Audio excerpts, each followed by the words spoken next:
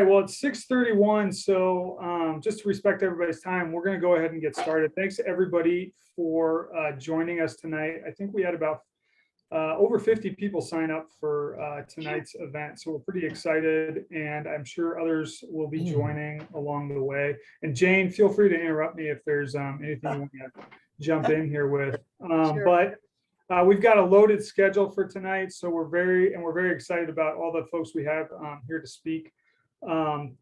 So we're going to go ahead and get started. This is a joint committee meeting of the Climate and Sustainability Group at Inc., as well as the Parks and Rec. And so we're pretty excited to be doing a meeting together. And this is a follow-up of our kind of ongoing. I'm just going to ask if everybody could mute themselves. If you're not speaking, that'd be great. Thanks. But this is just an ongoing conversation that we've been having this year on trees and green space and open space in Denver. And we're very excited about the fact that we have a couple folks from the Denver City Forester's office, Mike Swanson and Elizabeth Judd. And we also have some folks from Save Open Space Denver, who's the group that's working on the Park Hill Community Golf Course issue. And we're really excited that we have some great folks here to talk tonight. So with that, I'm going to hand things over to Jane. Yes, I would like to read a land acknowledgement. As residents of Colorado, we stand on the unceded ancestral lands of the Arapaho, Cheyenne, Lakota, and Ute nations and peoples. These lands are also a site of trade, gathering, and healing for numerous other indigenous tribes. We recognize Native and Indigenous peoples as the original stewards of this land and our presence among their descendants who dwelt within it. We pay our respects to Indigenous natives, elders past and present. We acknowledge that racial justice, equity, and climate justice are inextricably intertwined, and the poor, vulnerable, and primarily Black, Indigenous, and people of color disproportionately bear the burden of the climate change impacts and environmental injustice due to the lingering effects of systemic and discriminatory practices.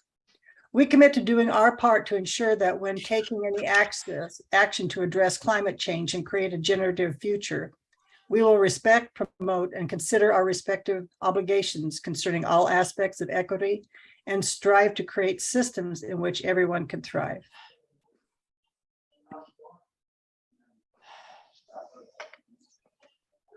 Great, thanks so much, Jane.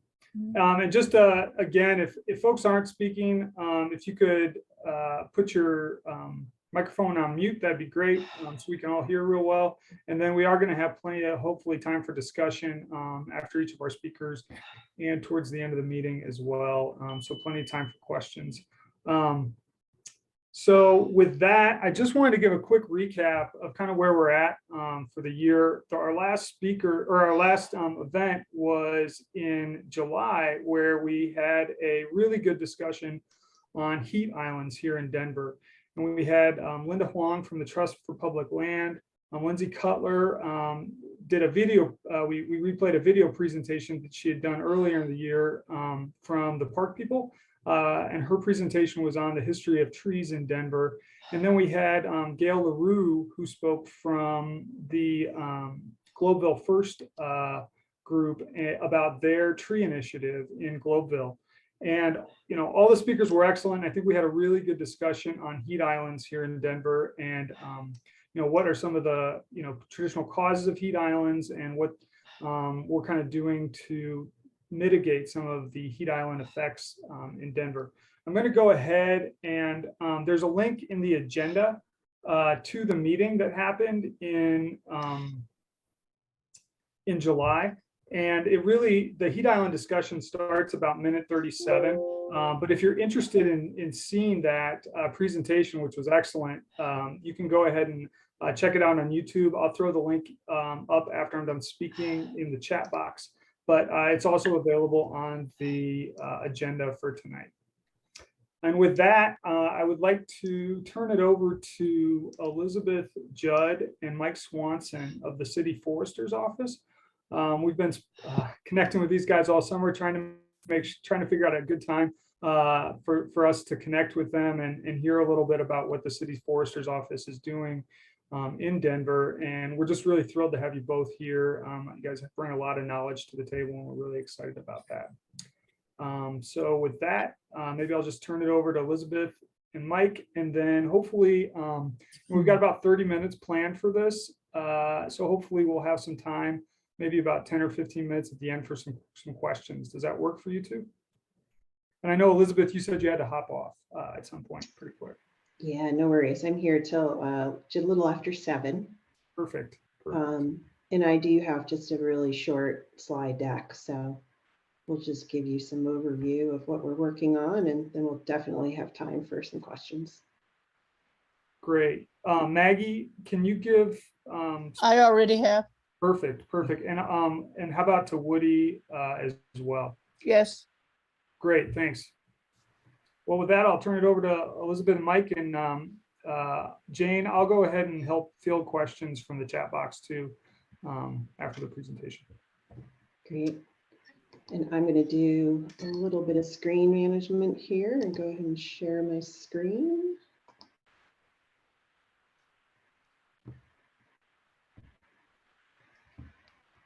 Not sure that worked. Everybody seeing my screen at this point? Yes. You should be seeing a slide presentation. No, you're not seeing it. Let's see. We'll do that again.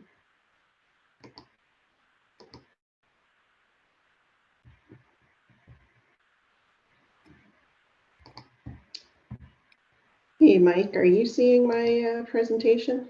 Yeah, oh, Yeah. perfect right now. Yeah. Excellent. Just you had a little bit of the, the extra slides on the side there, but now it's full Excellent. photo. Yeah. Okay. Yeah, so I have just a few slides for tonight, but I think it's a good way to start the discussion.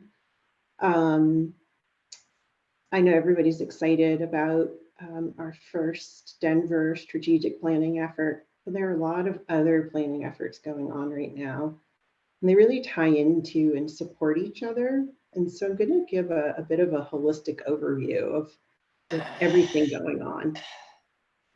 And Mike, I'm going to invite you to jump in here where you want to add any information or you think there might be good updates that I'm missing.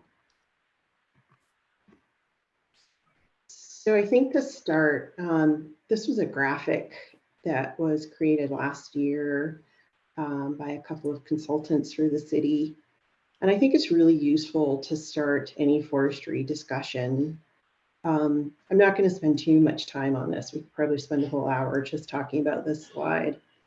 But I think it's a great overview of the challenges that urban forestry changes, urban trees. And I think it's important to remind everyone that there's probably no one planning effort that's going to solve all of our key issues. So forestry really needs to work in tandem, both internal to the organization and external with our partners to try and address all of these challenges. Oh, this is a bullshit lady.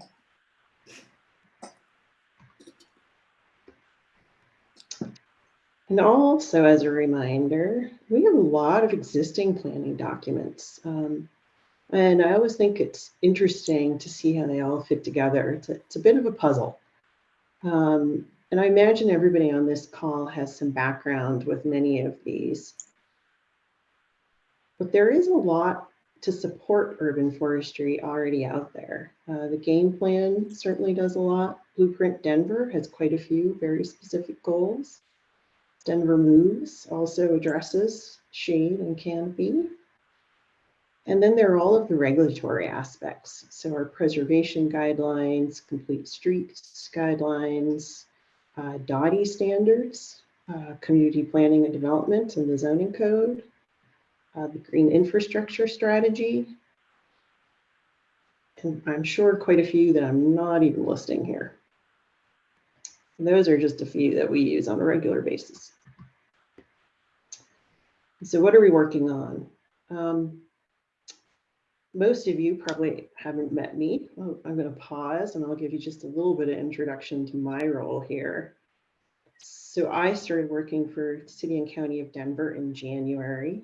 My title is Urban Forestry Planner, and it is a brand new position. And I was brought on to really support Mike and the whole forestry division in planning endeavors. There was a real recognition that there was a lot going on, and really more than what could be taken on with current staff.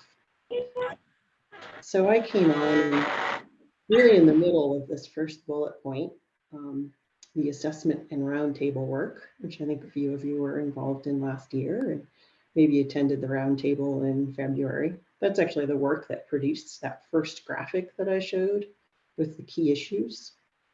But that roundtable was a great kickoff to quite a few planning endeavors that are now ongoing.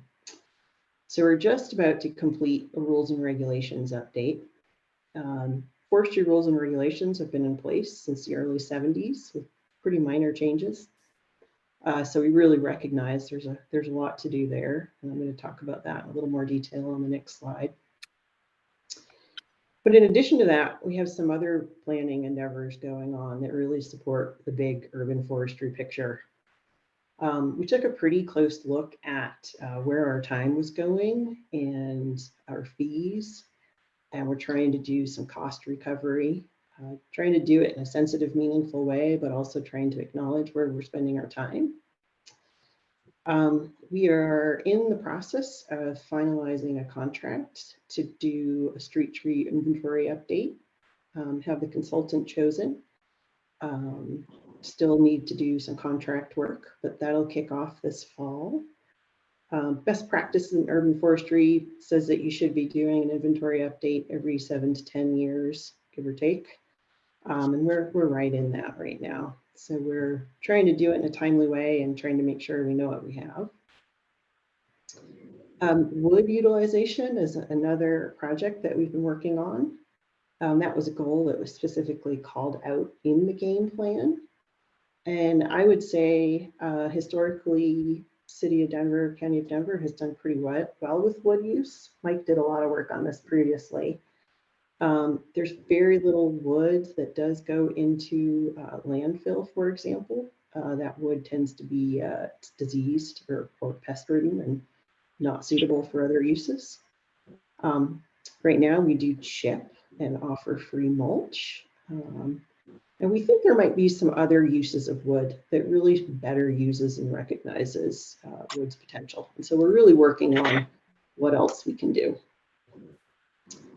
In addition, there's an update going on to Denver Green Code. And that also has some pieces that involve both public and private trees. And things like right-of-way planting, turf in the right-of-way.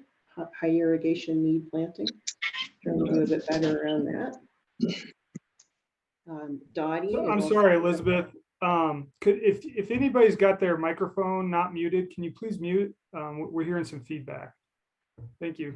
Sorry, Elizabeth. Go ahead. No worries.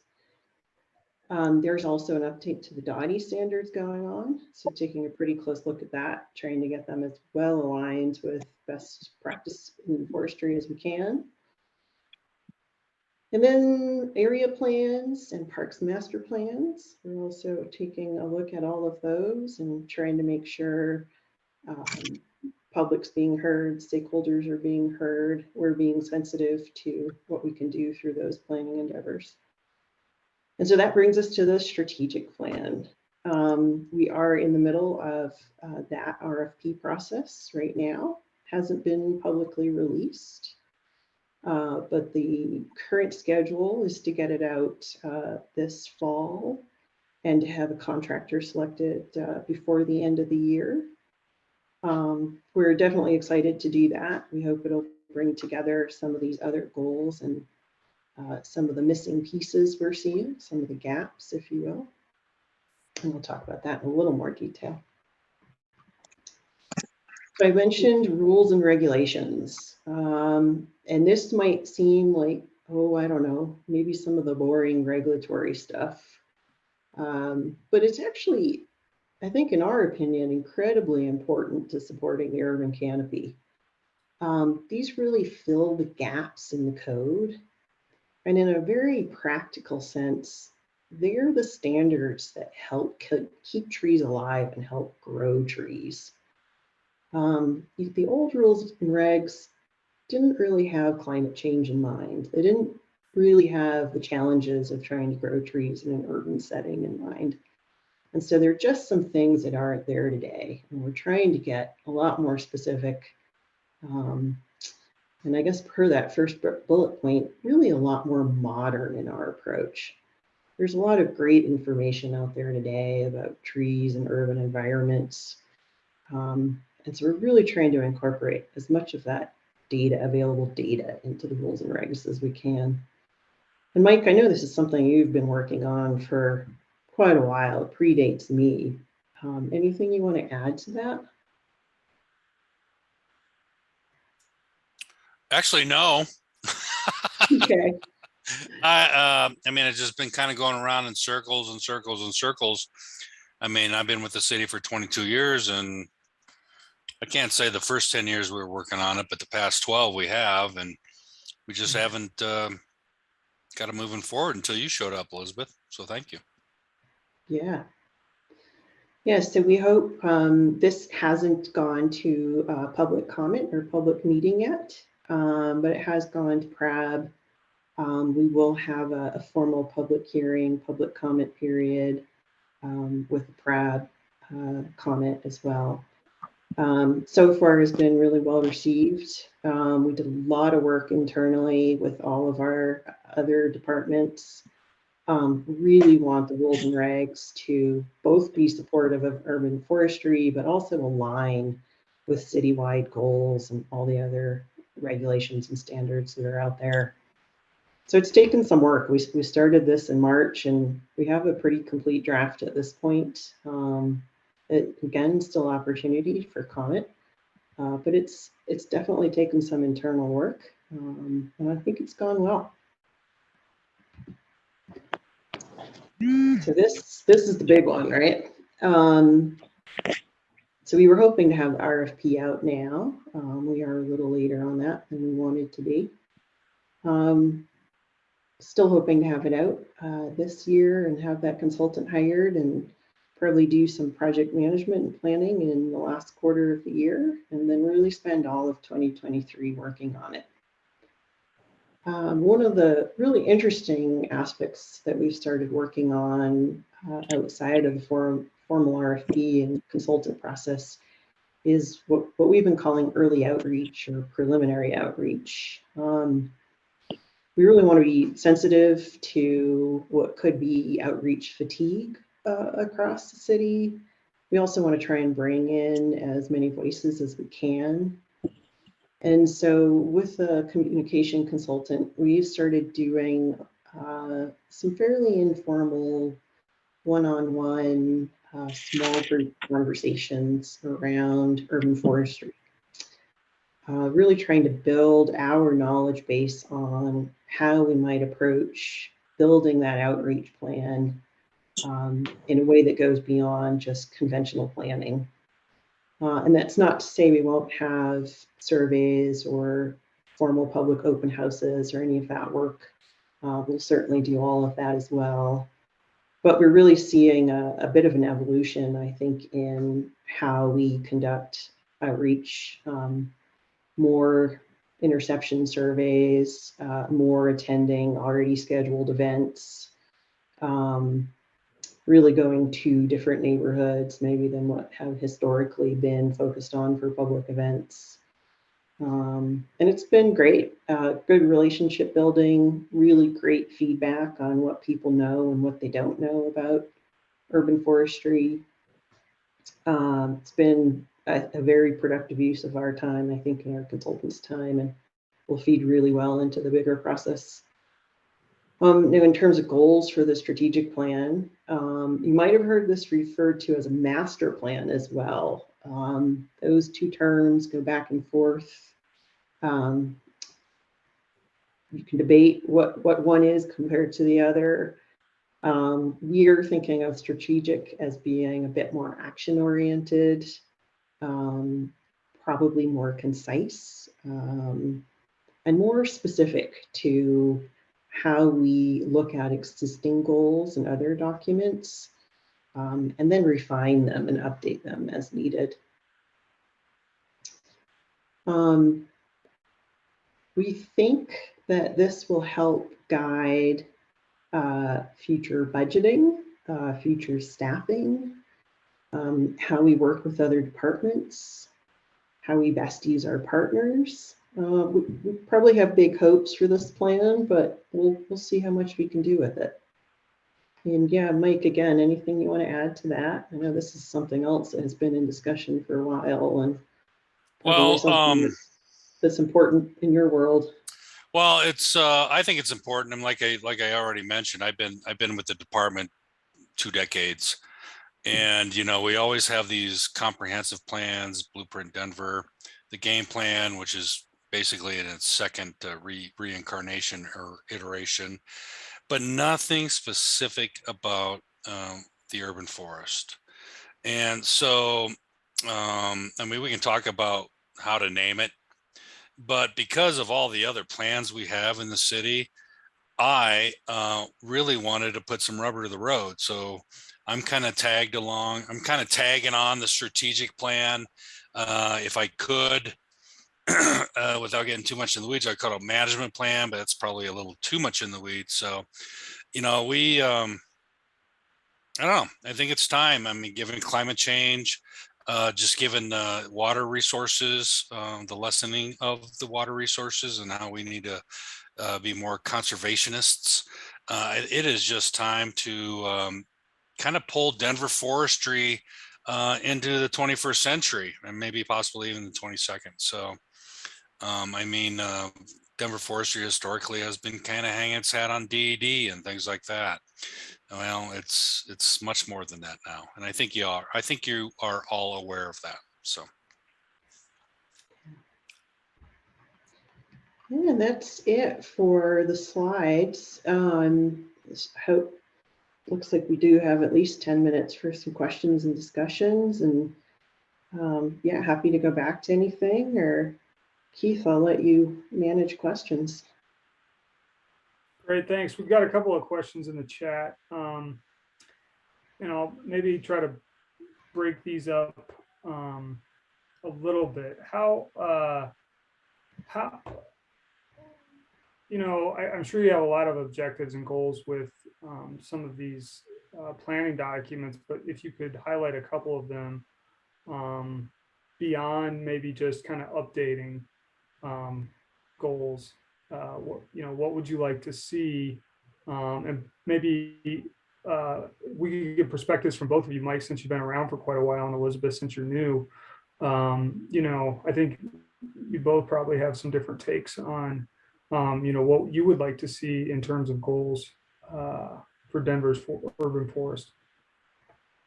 Yeah, one that really jumps out to me, it's quite typical for governments to set, or any kind of forestry plan to set a canopy covered goal. And so Denver's is 20%. That was published as part of the game plan. And that's probably a reasonable number for a city with a little bit more water than Denver. But I'd really like to see that goal get updated to reflect our land use, the historic land use patterns. And so what I mean by that is there are neighborhoods, either due to use, the more industrial neighborhoods, or neighborhoods that weren't laid out with really adequate tree planting sites that probably can't realistically reach that number. And so I'd like a much more detailed, much more refined look on a neighborhood basis that says, what can we achieve in that neighborhood? What's reasonable? Still trying to keep heat island, water quality, some of these other goals in mind, but get realistic about what we can do and then aggregate that number. So we'll probably still have a citywide average, but not think that we're going to hit 20% in every neighborhood. In some neighborhoods, we'll do a lot more, but not everywhere. That's one that always jumps out to me. Thanks. Keith, for me, since you mentioned I'm on my dotage cycle here with the city, you know, I've been around so long and there's been a lot of research and things like that. But, you know, we need more for urban forestry modeling in our semi-arid climate. And, you know, I think nationally they touch base with us off and on. But we just need more research. And I'm not sure if the strategic plan will push that forward, but I would like to have it mentioned. I mean, we are such a unicorn in Denver when it comes to growing trees that I just think there should be more urban forestry modeling. Great. And, you know, I'm just going to throw in my own question here because I think this is relevant to how we talk about the urban forest in Denver, which is just as we've gone as a committee through this over the year, I think we've delved further and further into this. I think we figured out that it's kind of hard to talk about parks and open space and the urban forest and neighborhood planning and climate and you know the CAS, the work the CASR office is doing kind of separately. And so I think it's hard to kind of have a conversation that involves all of these different aspects when it comes to kind of climate change goals, and then you know, addressing climate change for the Denver residents, and how it affects them. And what's a good way to talk about all this? Because, you know, Elizabeth, you were just mentioning you know, canopy in you know, heat island neighborhoods, but are we talking about street tree canopy, or are we talking about parks and space there as well? Yeah. So typically we are talking about overall canopy, so public and private. There are some separate published goals and research associated with just the street, so really just trying to shade pavement. But that number is typically used as a holistic canopy-wide public and private tree canopy. So I see that Gertie, hi Gertie, I see Gertie's on the call. I remember my first week or two with the city and county in Denver 22 years ago, and Gertie called me up and was just blaring my ear off about our contiguous urban forest. I mean, and she made a damn good point. It is the contiguous urban forest. It's just not parks. It's just not street trees. It's also private property trees. And I've taken that first conversation I had with Gertie 22 years ago, and I have, when I can, run with it and push that idea. In fact, I think Brad Paterson is on this call, and Kim from the park people. I've talked endlessly about, we can only do so much in the Office of City Forester. The you know, 50% or more of our urban canopy is on private property. What can we do? How can you help us? So thank you, Gertie, for the lesson you gave me. Mike, when you say 50% or more is on private property, are you talking about easement trees? What do you mean by easement? You mean right-of-way trees? Yeah. No, I'm talking about private property trees. I'm talking Okay. about side yards, backyards. Okay. You know, this front setbacks, kind of a squishy little concept, but front setback trees. I mean, I'm talking about Keith. I don't know where you live, but all the trees are on your property that's not in the right of way. Okay. That's what I'm talking about. Private property. Do you know what percentage of the private property is right-of-way trees? You know, we just you know, I always kind of guesstimate is about 50%, but it could be more. It's we just variable by neighborhood. I'm sorry, Elizabeth. It's really variable by Yeah, neighborhood. very variable. So we just basically started a new subscription with Tree Plotter with Planet Geo, who's a local inventory firm, and we purchased the canopy module. So as time goes along here in the next two to 3 years, we'll be able to maybe have a better view on that stuff. But right now we don't. I just can't tell you. So it's really a gut feeling.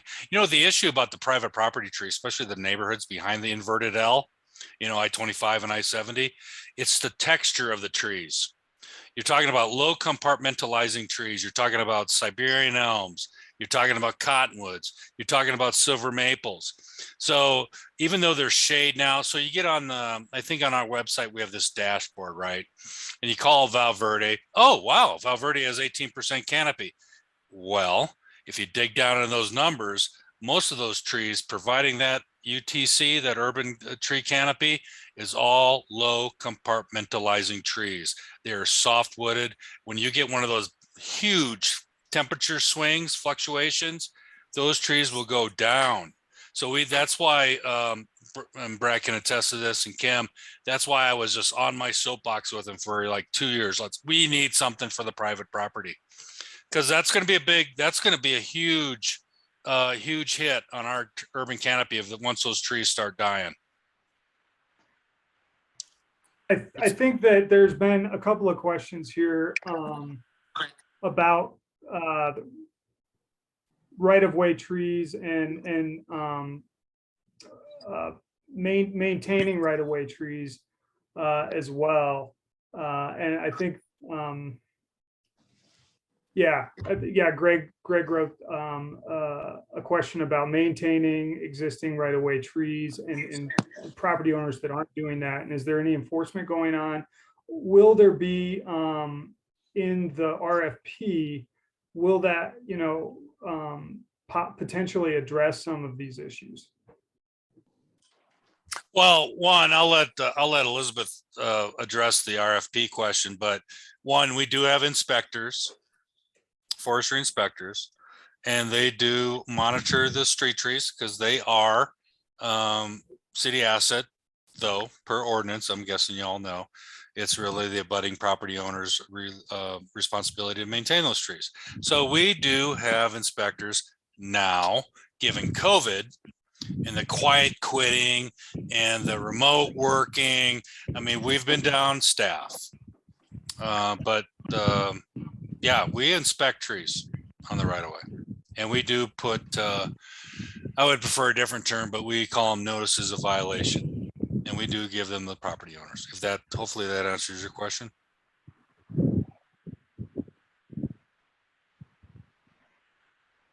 Thanks. I think we have another kind of group of questions that you kind of addressed this earlier, Mike, in terms of kind of a comparison between us and other cities.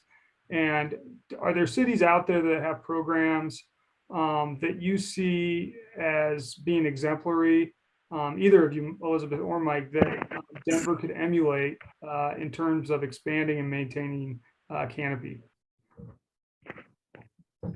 Yeah, there are so many out there. Yeah, I'll jump in, and we might be listing some of the same ones. So there are so many out there, and I think they all have pieces that would be great to apply in Denver. I don't know if there's a perfect one-to-one transfer model. San Francisco has done a lot in terms of they've gone back and forth around maintaining and then not maintaining and then maintaining again their public street trees, but really recognize that they were seeing a decline in both canopy cover, but also quality and health. So they voted to start charging themselves a fee, a tax basically, to rebuild public street tree maintenance. I don't know whether or not that would work here, but I think it's an interesting example of recognition of a problem and then trying to do something about it. Seattle does great things with tree planting. They plant a ton of trees. Obviously, a little bit of a different climate, so a little bit of a different maintenance issue here versus there. But they do a lot to promote tree planting. Before I get too far ahead, do you want to note any, Mike? Well, those are great examples, Elizabeth. Thank you. Baltimore gets a lot of urban forest analysis. So Baltimore is always somehow the gem out there, like, hey, let's go off follow Baltimore. But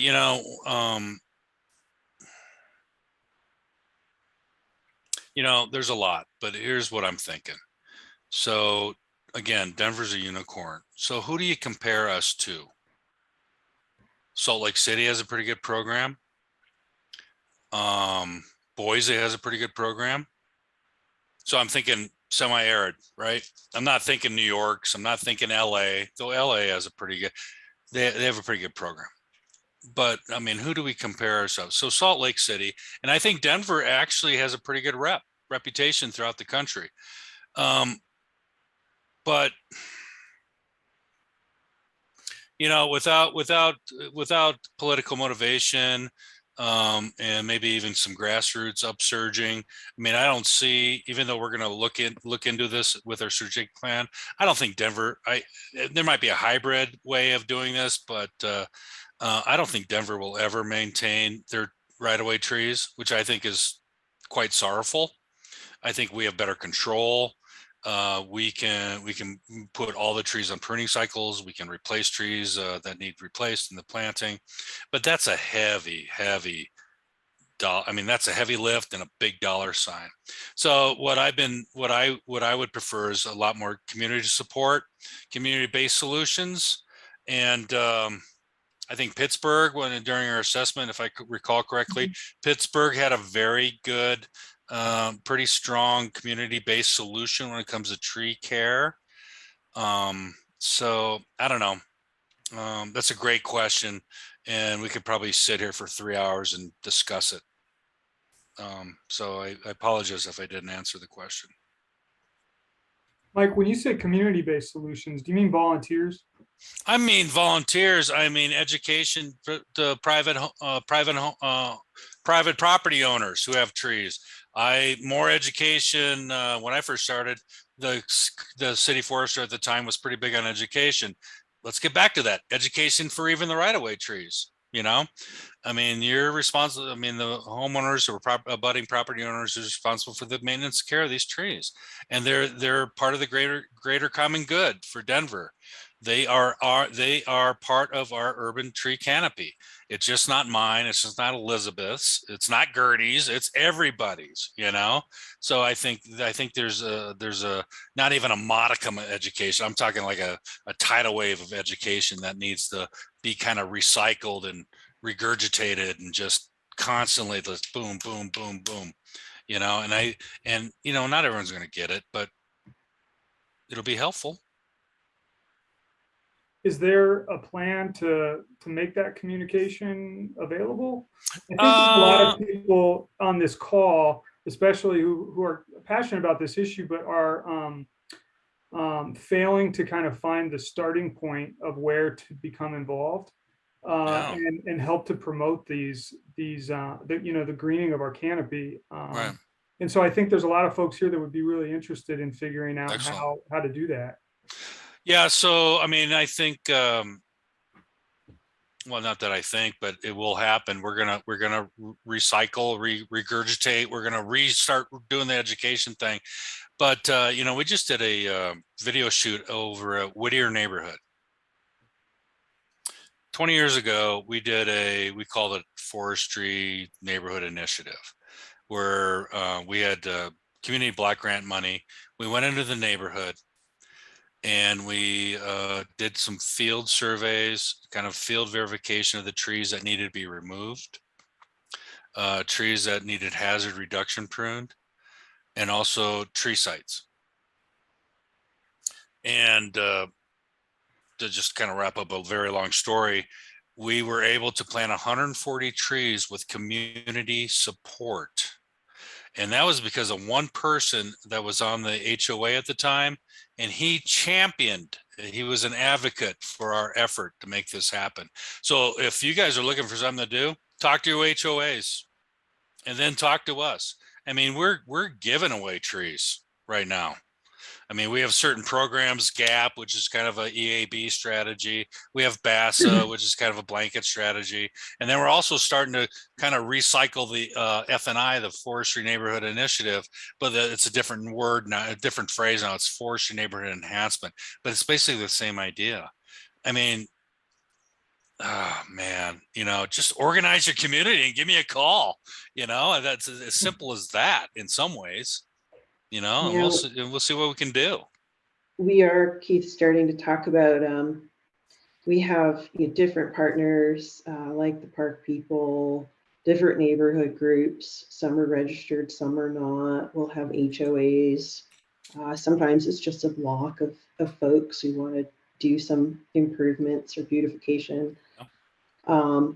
We've actually started talking internally that we need some kind of clearinghouse, some kind of centralized way for different groups to get support.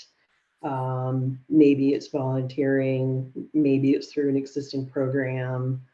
So I don't know what that's going to look like, but that is something that we've recognized. Happy has really recognized it. I think she's sort of championing the neighborhood-based stewardship approach. So I think that it might still have a little bit of time before it gets developed and really gets pushed out to the public, but that is something that we're seeing internally as a need. To your point, how does somebody who wants to get involved and want to do something know where to go? Great. Well, thank you both. I think we have a lot of questions that maybe weren't answered. I'm wondering if we got these questions and sent them to you, if you two would mind answering if there are any of the questions that we didn't really get a chance to flush out tonight. And then I could send these out to our climate and sustainability email list, if that's okay with you. And then I kind of wanted to end, there's been a couple of questions about the emerald ash borer. And so I didn't know. And somebody dropped a link to the ash borer tree program as well in the city in the chat box. But if you want to talk about the emerald ash borer, that'd be great. Not much to talk about currently in Denver. It was just found in the city name just escaped me. Just found in June. Boy, I can't remember now. Just off the northeast edge of the city limits, basically. Yeah, Arvada. That was a couple of years ago, but it just was another city just east of there. And again, the city is escaping my mind right now. But we haven't found it. We have not found it in Denver yet. We continue to treat about 38 to 41% of our ash trees that we felt after field verifying that they're in good and excellent condition in the parks and parkway system. We treat, and I might misremember this number, but we treat about 18% of the ash on the right of way.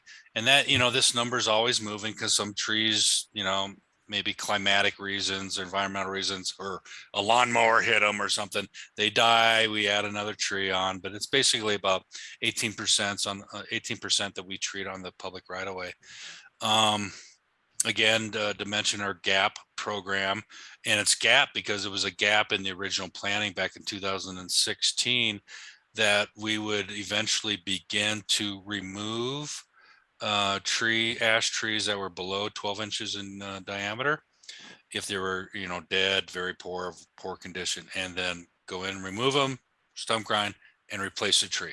So we're working on that too. So that's a very long-winded answer. We have not found it in Denver. We all think it's here, but we have not found it yet.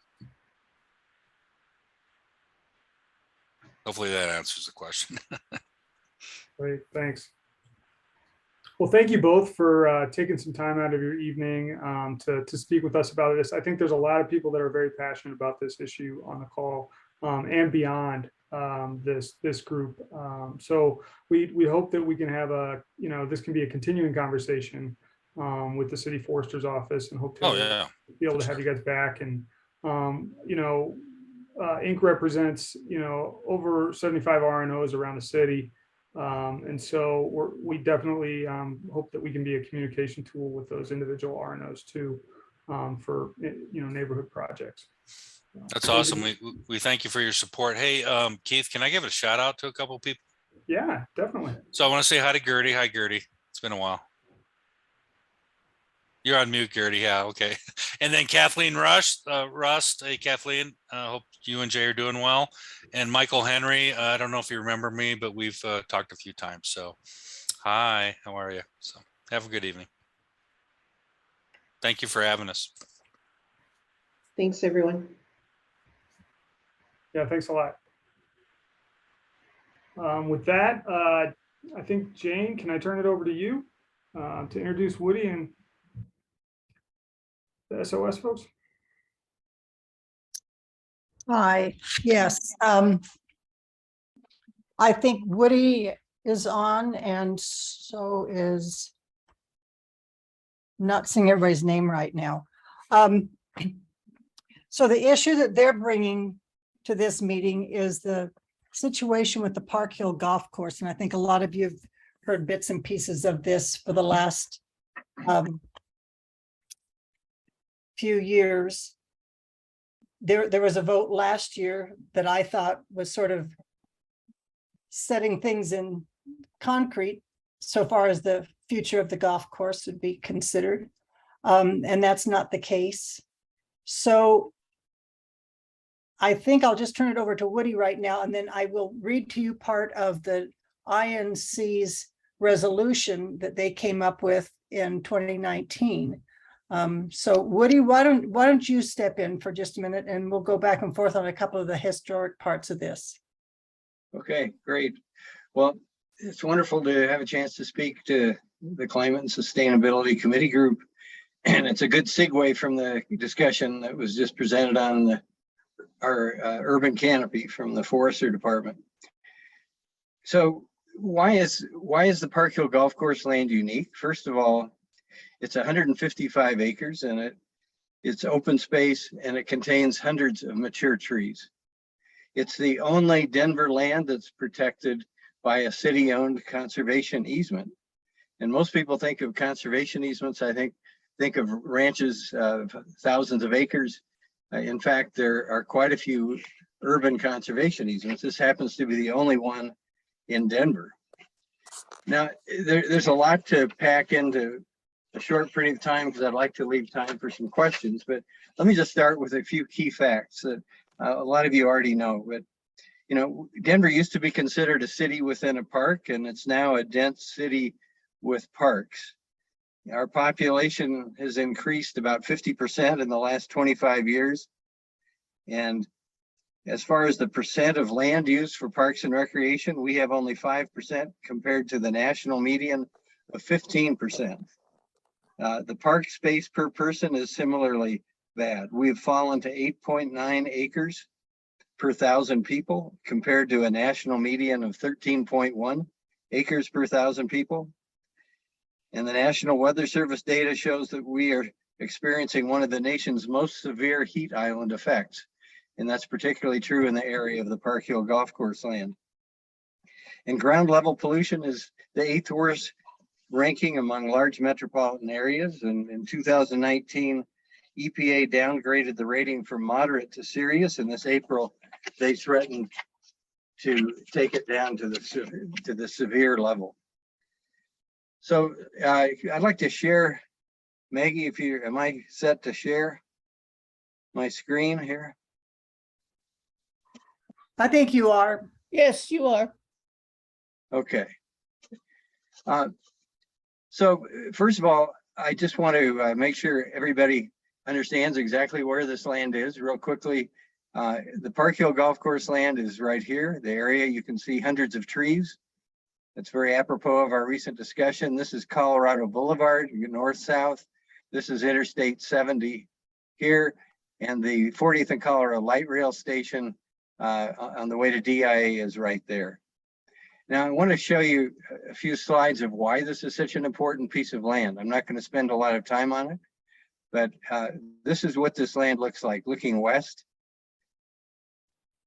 Here's a beautiful wetlands. Here's the winter.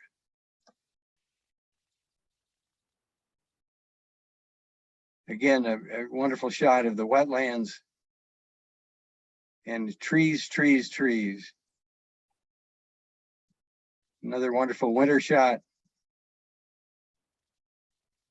Another.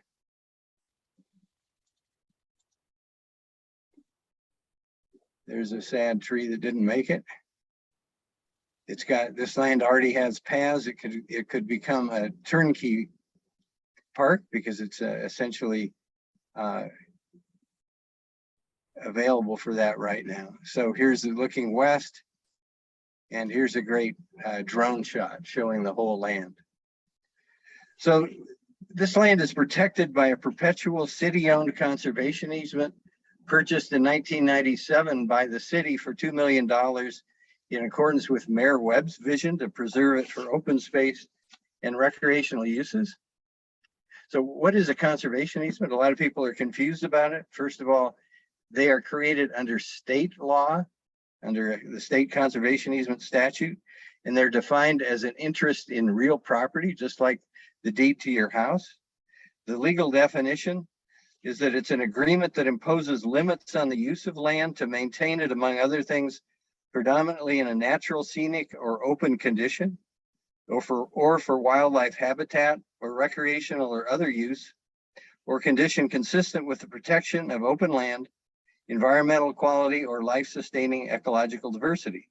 Fundamentally, it prevents development on protected lands. So what does the Park Hill Golf Course land conservation easement do? It perpetually preserves the land from development for open space and recreational conservation purposes. And it has certain permitted uses right now consistent with the conservation purposes. And one of them is a golf course. That permitted uses can change as long as they don't, as long as they're consistent with the open space and recreational conservation purposes. So what's the current legal status of the land? It's owned by a real estate developer, Westside Investment Partners, that bought it in July 2019, subject to the land's conservation easement. And starting in no later than the spring of 2019, the Hancock administration began supporting Westside's plans to purchase the land and to break the conservation easement to allow development.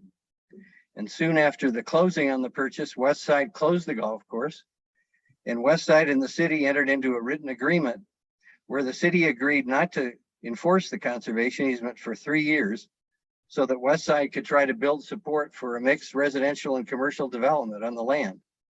And although there's no absolute proof, we think there was a secretive, unwritten agreement of the Hancock administration to have the city planning department lead the planning effort at significant taxpayer expense. So what's the current status of Westside and the Hancock administration's development effort? Well, I want to explain 3 things very briefly. First, remember last November's ballot fight between ballot initiative 301 and 302?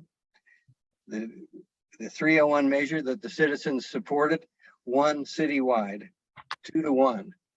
And the result is that a new citywide vote would be required before the easement could be broken or before there could be any residential or commercial development on the land. Second, the conservation easement statute, the state statute, is incredibly important. That statute prevents termination, release, abandonment of the conservation easement without a court order that, based on changed conditions on or surrounding the land, it's now impossible to continue the open space and recreational conservation purposes of the easement. This is a very high burden we've tried to get for 4 years now. We've been trying to get the Hancock administration and Westside to tell us exactly how they intend to deal with that state statute, and they refuse to tell us. Third, despite the 301 and 302 votes and the state restrictions, beginning in early 2021, the city planning and development department began a formal planning process for developing the land. This is an unprecedented planning process in Denver involving land that cannot be legally developed due to the protections of the conservation easement. And according to documents produced in public records requests, the planning department considers Westside, not Denver taxpayers and citizens, to be its client in this planning process. And the city has spent hundreds of thousands of taxpayer dollars and used thousands of hours of city staff supporting West Side's development plans. I could explain for hours all the reasons why the taxpayers and citizens should view this process as a sham planning process, but I only have time for a few, and I'll start with one. The planning department formed a hand-picked, mostly pro-development steering committee to start out the process with a predetermined pro-development outcome, and we're going to see the result of that in the next month. Secondly, I want to take you back to one of these slides.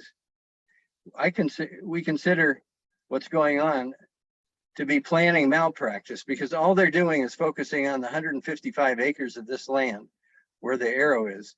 They're completely ignoring the vast area near the light rail station where we've identified 36 acres of land that real estate developers have bought for dense commercial and residential development. They're ignoring significant planned affordable housing here in the northeast corner and over here, with probably a total of somewhere around 900 affordable housing units that will be built in the next several years. And they're ignoring existing affordable housing right here, here, and down here. We consider it malpractice to try to plan this land, putting on blinders and not looking at the rest of the land. There's underutilized land here that also is completely being ignored. Number three, there's been no meaningful discussion in this whole planning process of the conservation easement, which was declared off limits, or the option of preserving 100% of the open space for open space and recreation purposes. There's been no meaningful discussion of the health and environmental benefits of preserving the full 155 acres for open space. There have been no study whatsoever of the traffic impacts of putting up to 4,000 housing units in the west side of this land, which is the current plan. And there's been no discussion of the impact of the housing affordability on a property where the infrastructure will be built with metropolitan tax dollars. So what's going on with the planning department right now? They've prepared a draft area plan that they went public with a month or so ago. That plan is a dense residential and commercial development of the western 1/3 of the land, at least 155 acres. They plan as many as 4,000 new housing units with buildings from 3 to 12 stories high, creating a canyon effect along Colorado Boulevard and blocking all views to the west. And you just saw pictures of some of those fabulous views. And most recently on August 3rd, the developer Westside actually filed its formal rezoning application to allow all that development to take place. So what does our grassroots citizens group want, and what are we doing? Our ultimate goal is to preserve the conservation easement and eventually have the city purchase all 155 acres for a fabulous regional park.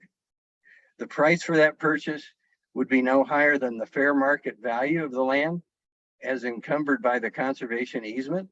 And that's estimated to be no more than $4 to $5 million. And the city paid $5 million for the new parkland in Southeast Denver in 2019 for 2 acres of land. That was $5 million. The money could come from the Measure 2A sales tax dollars, which we all voted for in 2018 for a 0.25% sales tax for park acquisition and other park investment. What are we doing? Right now, we are preparing to fight several things. One is we're preparing to fight against the expected effort to get city council to approve the small area plan that the planning department has developed. And we're getting ready to fight against approving the rezoning that's consistent with the area plan. And we're planning for how best to oppose what will be put on the ballot probably next April and maybe even next November, which would be the ballot required by the successful ballot initiative 301 that requires a citywide vote before the easement could be broken and before there could be residential and commercial construction. So those are the things we're doing. Now, one thing that we've done most recently is that we've asked a very fine retired landscape architect named Ed Schalke. Some of you may know him.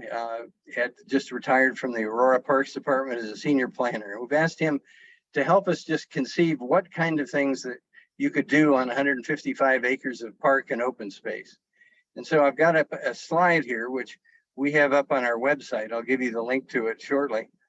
And we're encouraging people to go to our website. We have an interactive survey where we're asking people to give their feedback on what they see. We're not suggesting in any way that this is what necessarily should be done, but we're saying that here's some ideas. Let's get your ideas on what you'd like to see on this land. Some people might prefer a very passive open space. This is kind of a mix between passive and active.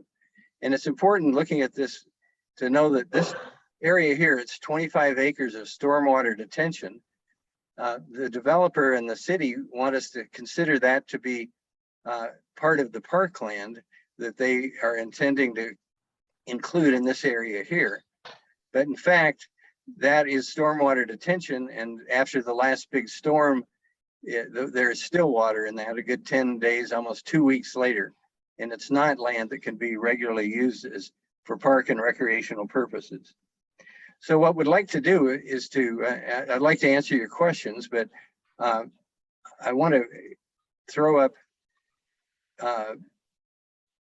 this slide here, which has the link to our website down here at the bottom, which is yesopenspace.org. And what we'd like people to do is to go to that website, look at the plan, and give us your feedback. And incredibly importantly, going forward, we would love to have the support of all the people on this call for our efforts. And we're trying to reach out to registered neighborhood organizations. I'll put my email in the chat when I get off the call, but if you would like to have your RNO have a presentation, we'd love to come and talk to you. And we're trying to encourage all your membership to go onto the website. And very importantly, there's a lot going on, and please keep this in mind, and please be ready to give us your support when we're going to need it at crucial times. One will be probably this fall in front of the city council. That's going to be our next big battle. And that's going to be over the approval of the area plan and approval of the rezoning. So with that, I'd be happy to answer questions. I know there are probably a lot of questions. It's a complicated issue. And I hope I haven't taken too much time in giving an overview about where we are. Now lie down. Woody, this is Jane. If those two actions happen with city council and zoning, how does that eliminate the state statute of the conservation easement? I thought it was a state.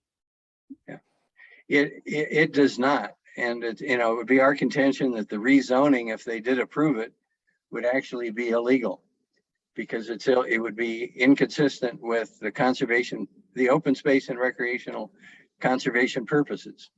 So we will be arguing, among other things, to city council, if it gets that far, that they should not approve it, because what they'd be doing would be violating the Colorado conservation easement statute. Is there anyone from the state that is helping with this, since it is a state ordinance? Well, there's really no state agency that is available to do it. We're working with the statewide group, which is called Keep It Colorado, which is the coalition of all the land trusts around the state that hold conservation easements. And we're also working with the national group, which is the coalition of state groups called the Land Trust Alliance. And we're working with them, hopefully, to get their support as much as they are ready to do. Thank you. Woody, I'll kind of summarize a couple of questions here from the chat, I think, which is, how do you address the issue of, the city's need for affordable housing and, kind of dense walkable urban spaces with this? Sure, Keith. That's a really important question. It's been our contention from the beginning, and we started working on this effort, that you've got a unique piece, the last contiguous piece of significant open space in Denver that could become a park. We contend that that kind of hardscape should be built in areas like where I'm showing here on the northwest across Colorado Boulevard, where we've identified at least 36 acres that developers already own. There's development that's going to happen right here on 7 acres and development right here on 6 acres. And we believe that what will happen in the next many years will be a continuous dense residential and commercial development all the way from the area of the light rail station west to Rhino.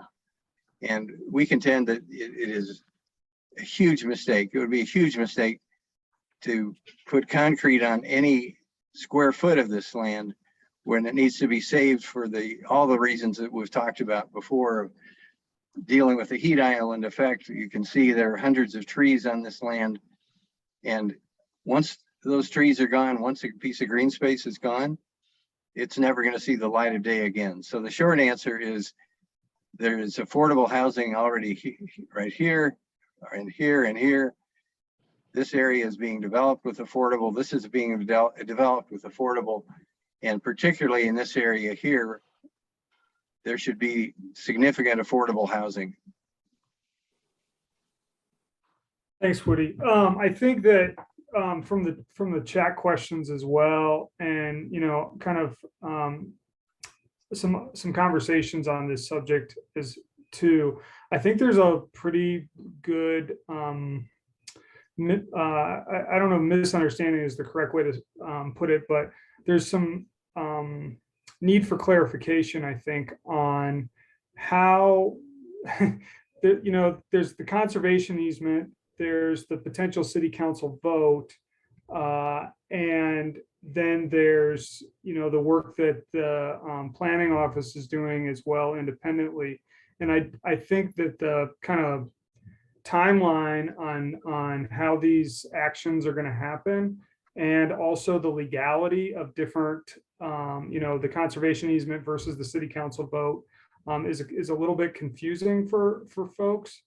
So I don't know if you could maybe kind of try to clarify some of that, or if there's an opportunity down the road to add that to your presentation as well, to try to clarify that. But I think any clarification you could add to that right now would be great. Sure, Keith. First of all, because the area plan process run by the Community Planning and Development Department is coming to a close, they have told us that in October, they're going to take that draft plan, which they will then, this is really, it's the city planning department work product. It's not the work product of a steering committee, but it's this CPD plan. And they're going to take it to the planning board and try to get approval. And then sometime after October, we don't know exactly when, they say they're going to take that to city council for approval. They also are working on the rezoning, and that will be also goes to the planning board. It's not clear exactly when that would happen, but it may be October or November also. And the rezoning request, if approved by the planning board, again, would go to city council. And it's possible they would try to do that as a package, but we don't know. It's unclear. But I would expect that by the end of the year, they will have taken both the area plan and the rezoning to city council. If city council were to pass both of those, then the next step would be for the Hancock administration to ask city council to refer the matter to the ballot, either next April in the municipal election. That's going to be April 25th, I think, or next November, which of course will be a bigger election. And so that would also have to be approved by city council. So there are 3 points where city council will need to take action if there's any chance that they're going to break the easement. As far as the legality of it, we will assert the illegality of the rezoning as being inconsistent and in violation of the state statute, and hope that the city council members will choose not to vote in a way that would violate the state statute. So we are going to continue to explore all the possibilities legally, including the possibility of another lawsuit. Some of you may have seen that our group Save Open Space Denver and 14 individual plaintiffs filed suit last spring, and we were trying to stop the wasteful expenditure of our taxpayer money. Well, Sorry, and tell Woody, the can everybody city, please mute yourselves? We can hear you. It's the only one that's controversial. I Maria, can't remember the name. City Park. Beatrice, Edgar, can you please mute yourself? And it's going to be developed if they don't fight. So this guy is talking about the fight. Can everybody please mute themselves? Thank you. Go ahead, Woody, sorry. okay, yeah, I'm not quite sure where I was, but we are expecting a lot of energy that's going to have to be spent throughout the city to preserve this unique and important piece of open space. And the timelines I think that I gave you are the best I can give you as far as when they're going to be critical actions that we need to get citizen support for, including, of course, at the election, if it goes that far. We won 2-1 last November, and we think that the sentiment in the city is the same now, and we would hope would win at least 2-1 if it goes to the vote again. Woody, this is Jane again. Has there been anyone in the city or for any reason that says we shouldn't have a nice big park? Well, nobody's said that openly. We're being opposed by the entire administration, which includes Happy Haynes, who of course runs the Parks and Recreation Department, and she has not supported our effort to preserve the 155 acres as open space. We've made the argument to her many times about the importance of doing that. And again, you talk about the inverted L. This is part of the inverted L right here. And you've got the Suncor refinery not too far up here. And we've got Interstate 25 over here. And this is a critical area which is impacted most importantly to your committee effort right now is the heat island.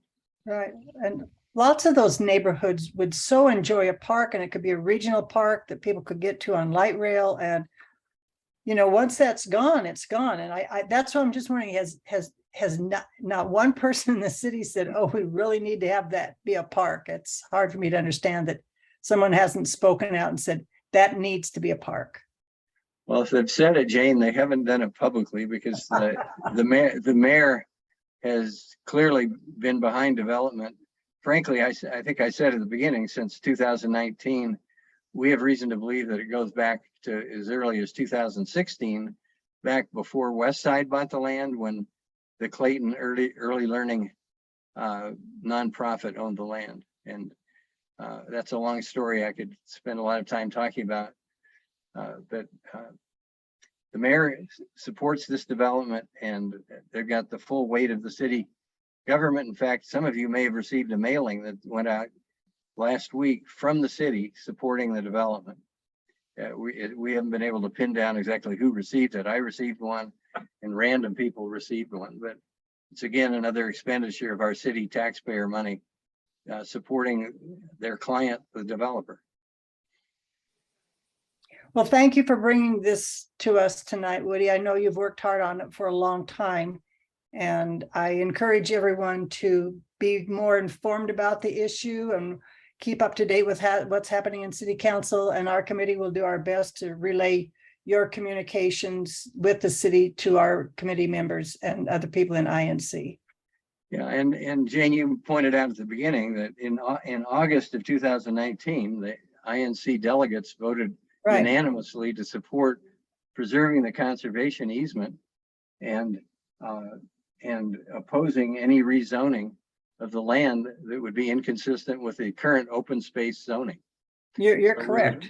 We would hope INC would continue to take that position going forward, because it's going to be really important. We realize that. Thank you. Well, thank you. And Now, I'm real I'm quick, just gonna go in the chat when I'm off. I know your meeting's gonna go on. I'll put my email address and the website. If anybody would like to have a presentation as your RNO, would love to talk to you, would love to either have a meeting or at least send out information to your membership. So please reach out to me either on either of the email addresses I give you. one more thing, we had a question from somebody, how long the survey on your website will be going on for them to comment or? Well, we have no current plan to take it down. So, you know, it'll certainly be up for the next couple of months, and we'd love to get, you know, we've had quite a few responses so far and would love to get a lot more.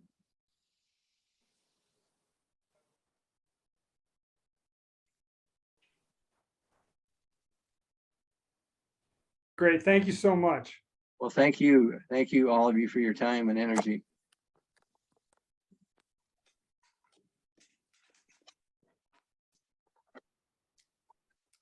I am going to post once again in the chat the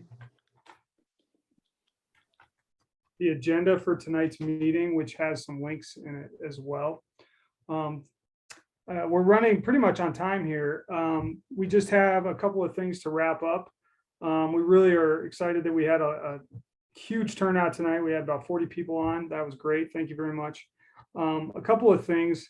One is that the Climate and Sustainability Committee is going to be starting our work this fall on coming up with a platform for our committee.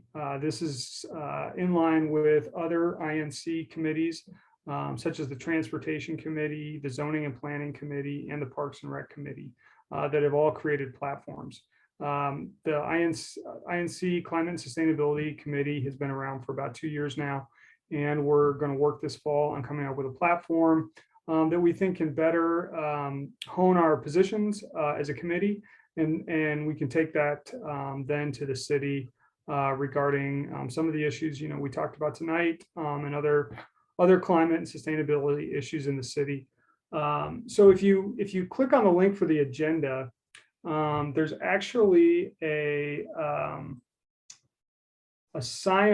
link to a sign up form, and if anyone is interested in becoming or in helping with this platform committee and doing some of this platform work this fall, I'll encourage you to sign up. I'm going to throw a link in the chat box here as well.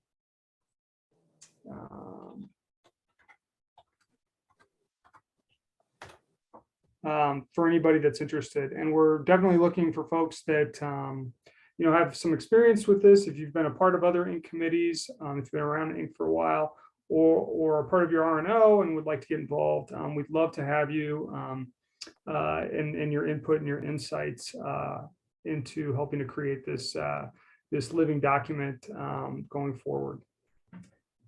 And Keith, I think we want to remind people that if they have topics they would like us to consider for future meetings, let us know what those topics are.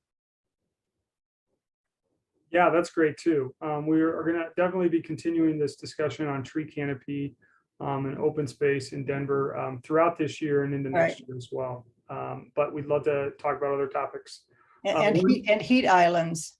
Right.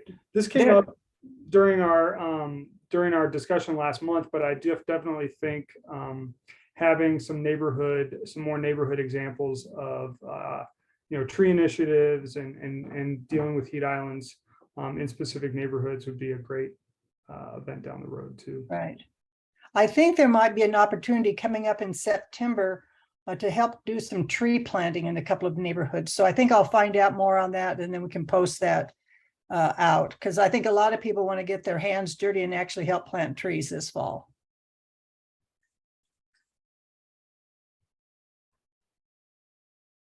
So I'm getting a message from somebody in the chat that they were not able to access a document. Is that person available to say something about it? I just want to make sure that everybody could access all the documents that we've. Yep, that was me. Which document are you not able to access? The agenda. I The just, agenda. It should, Yeah. everybody should have access to the agenda. it just says, you need access, request access, Hmm. or switch to an account with access, but I'm on the email address. I'm signed in using the email that it's the email that I usually use, the one that I used to register for this in the first place. So Let me try to, sorry, I'll try to figure out this Google Doc situation, but I've Yeah, given you access, but I'll try to No post worries. it again. Yeah, if that's you fine. wanna- If you don't get access to the document, the agenda, please put your email address in the chat and we'll definitely add you if you're not already on our email list. Great. Yeah. We'll send that, I can send that out to you privately as well. And I'll send out the agenda in an email to our email list. Great. Yeah, I'd love to be on the email address or email list if I'm not already. Thank you. All right, thank you. So moving on, just a couple of quick points. We're gonna have another meeting in September on the 22nd. And I believe, I apologize, but it's in the agenda. There's a link to our next meeting, but I will post that in the chat as well. So if you want to sign up for the September 22nd meeting, we are going to have at least one group talking about ballot initiative this November, which is the Waste No More Denver group. And we're hoping to get someone from Denver Deserves Sidewalks as well to talk about their ballot initiative with our group as well in September. So again, that's going to be September 22nd. And with that, Jane, do you have anything else, or if there's anything else that you want to, folks want to post in the chat, or